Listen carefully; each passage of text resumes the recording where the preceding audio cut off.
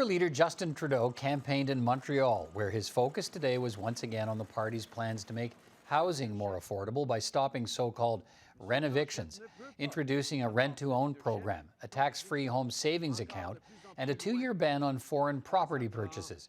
With less than 2 weeks to go in the campaign, Trudeau spent most of his time stepping up his attacks on Conservative leader Erin O'Toole for leaving open the possibility that a Liberal ban on 1,500 assault-style firearms could eventually be lifted. Police se souvient and staunch gun control advocates are in agreement with the gun lobby to say that no, actually, Mr. O'Toole is still going to bring back those military-style assault weapons to Canada. And the fact that he knows Canadians don't want that is why he's trying to mislead, deceive, and hide the truth from Canadians. Justin Trudeau also spoke again today about the latest protests greeting his campaign, this time in London, Ontario on Monday, where protesters threw gravel at the Liberal leader. Trudeau said he won't be deterred by what he called anti-vaxxer mobs and spoke about his concerns for others who've been targeted. I am staying focused not on me on this, but on how we make sure that everyone who isn't surrounded by security guards and well-wishers who have my backs, everyone who is walking into a hospital on their own for a late-night shift, who's worried about some anti-vaxxer that might come scream at them and try and rip off their mask. Those are the people that I think about. Those are the people I want to defend. Conservative leader Erin O'Toole was back at the party media studio in Ottawa. O'Toole promised to lower the wireless and internet bills for Canadians by allowing international telcos to compete in Canada if the treatment is reciprocal, and by making lower prices and investment in rural broadband a requirement for winning bidders at spectrum auctions. But the questions for O'Toole today focused on his shifting position on banning assault-style weapons. O'Toole repeated today that he will maintain the Liberal ban on those assault-style weapons, but left open the possibility it could be lifted following a review.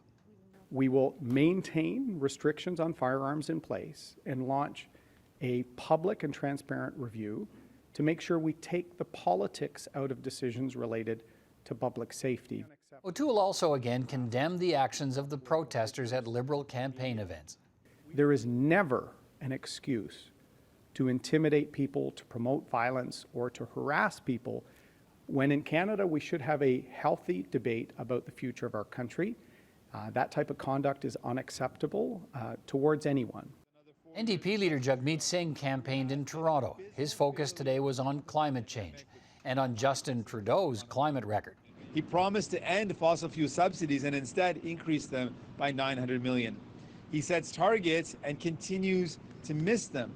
And the thing is, this is where Mr. Trudeau's failed promises or his broken word, or when he says things all for show and doesn't deliver, this is where it hurts us the most, because the impact is we are not doing our part to fight the climate crisis. But while the Liberal plan includes a price on carbon rising to $170 a tonne by 2030, the NDP leader repeatedly refused to say what his price on carbon would be.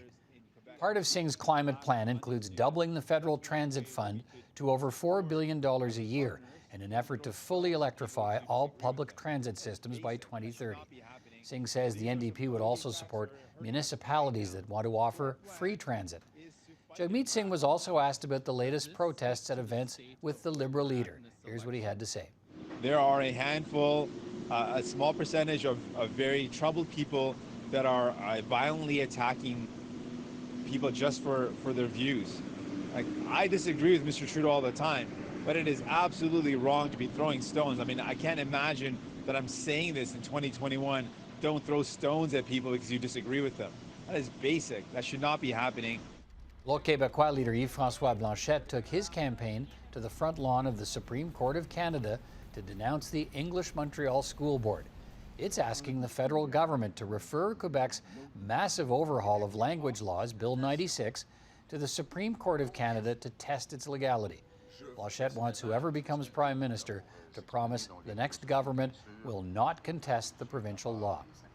And that's the kind of day it's been. Day 24 of the campaign. Voting day, September 20th.